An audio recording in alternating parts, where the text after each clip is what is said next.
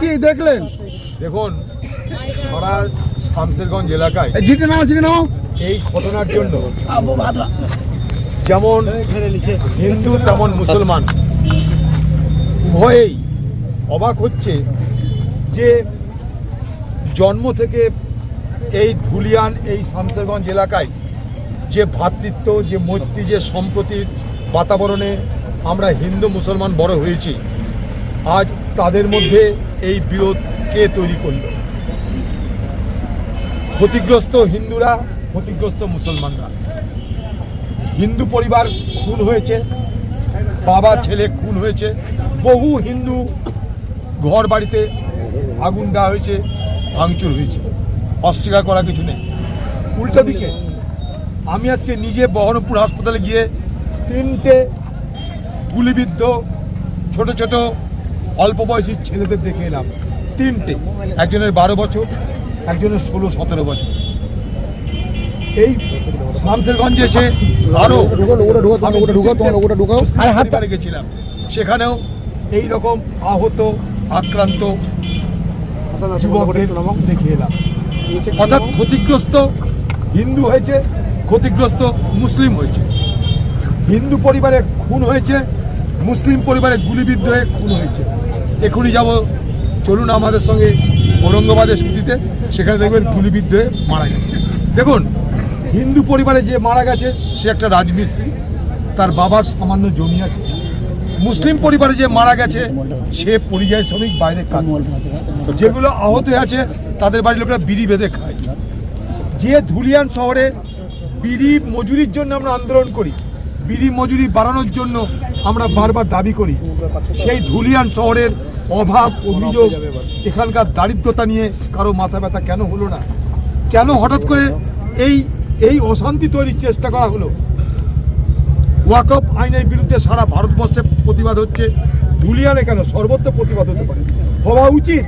কারণ কংগ্রেস বলেছে এই ওয়াকফ আইন সংবিধান বিরোধী। কংগ্রেস বলেছে ওয়াকফ আইন বাতিল করতে হবে। পার্লামেন্টের মধ্যে, পার্লামেন্টের বাইরে আমরা একই লড়াই করেছি। এই ওয়াকফ আইনের বিরুদ্ধে কংগ্রেস দলের পক্ষ থেকে সুপ্রিম কোর্টে পর্যন্ত যাওয়া হয়েছে।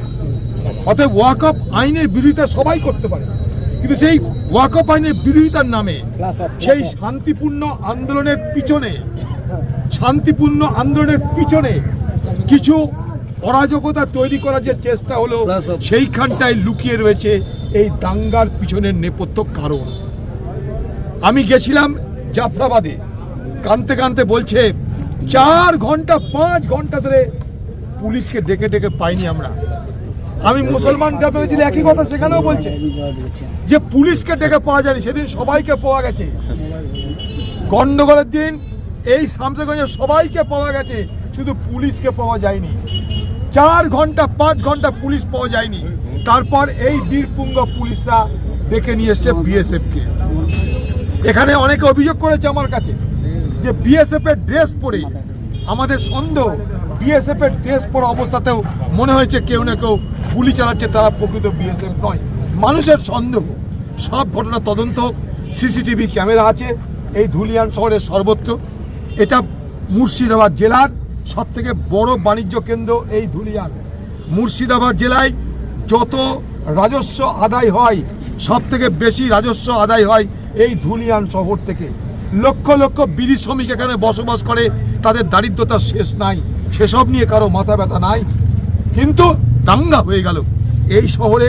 আমি আজ থেকে নয়, কয়েক দশক ধরে যাতায়াত করি। দেখুন, এখানে 80% মুসলমান, 20% হিন্দু।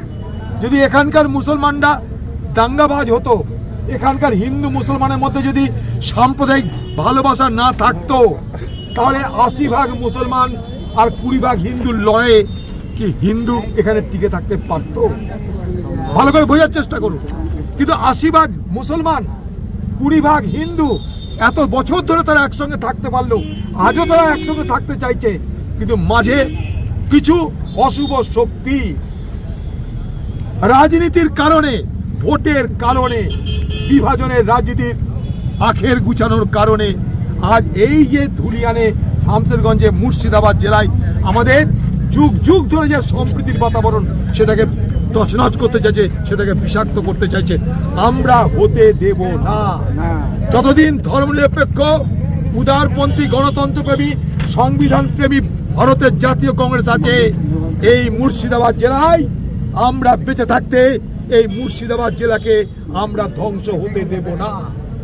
আমরা সিদ্ধান্ত নিয়েছি, যে সমস্ত হিন্দু গ্রামে এখনো পর্যন্ত মানুষ গ্রামে ঢুকতে পারছে না, ভয়ে বাইরের গ্রামে আছে, সেখানে আমাদের মুসলমান নেতৃত্ব, আমাদের মুসলমান কর্মীরা সেই সমস্ত গ্রামে গিয়ে সেই হিন্দু পরিবারের পাশে দাঁড়িয়ে থেকে তাদের হয়ে তারা বলবে যে আমরা আছি আপনাদের সঙ্গে। তখন তাদের জন্য ক্যাম্প করে সেই সমস্ত হিন্দু গ্রামে আমাদের মুসলমান নেতৃত্ব, মুসলমান কর্মীবৃন্দরা থাকবে। আমরা সিদ্ধান্ত নিয়েছি। সেখানকার মানুষ বলছে যে আমাদের ভয় লাগছে, আগামী দিনে আমাদের কিছু হবে না। তো এই যে বিশ্বাস, সেই বিশ্বাসের চির খেয়ে গেছে। সব কিছুকে সামলানো যায়, বিশ্বাসের চির খেয়ে গেলে সেখানে প্রেম, ভালোবাসা, সৌহার্দ্য ছাড়া সেটাকে মেরামত করা যাবে না। তাই হুলিয়ান শামসেরগঞ্জের হিন্দু মুসলমান উভয় সম্প্রদায়ের মানুষের এখনো যারা বিজ্ঞবান আছেন, এখনো যারা বুদ্ধিমান, এখনো যারা সমাজ পরিচালক, তাদের সকলকে বসতে হবে, বসে আলোচনা করতে হবে কি করে এই ব্যবধানকে আবার দূর করে দিয়ে সম্প্রীতির, ঐক্যের, বন্ধুত্বের বাতাবরণ তৈরি করা যায়। তাই নিরাময় করতে হবে। এখন সেই জায়গায় মেরামত করতে হবে। সেই জায়গায় মেরামত করতে গেলে আগে বিশ্বাসের বাতাবরণ ফিরিয়ে আনতে হবে।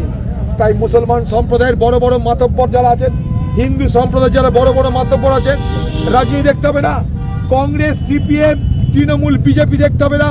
সমাজ বাঁচান আপনারা সমাজ বাঁচান। সমাজ বাঁচলে রাজনীতি বাঁচবে, রাজনীতি বাঁচলে রাজনীতি হবে। আগে সমাজ বাঁচান।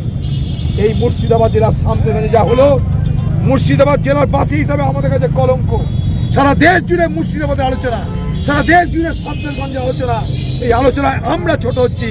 আমাদের এই জেলার লক্ষ লক্ষ ছেলে তারা বাইরে কাজ করে, তারা পরিযায়ী শ্রমিক। একটা পরিযায়ী শ্রমিক সুধীর, সে গুলি খেয়ে মারা গেছে। এরকম কত পরিযায়ী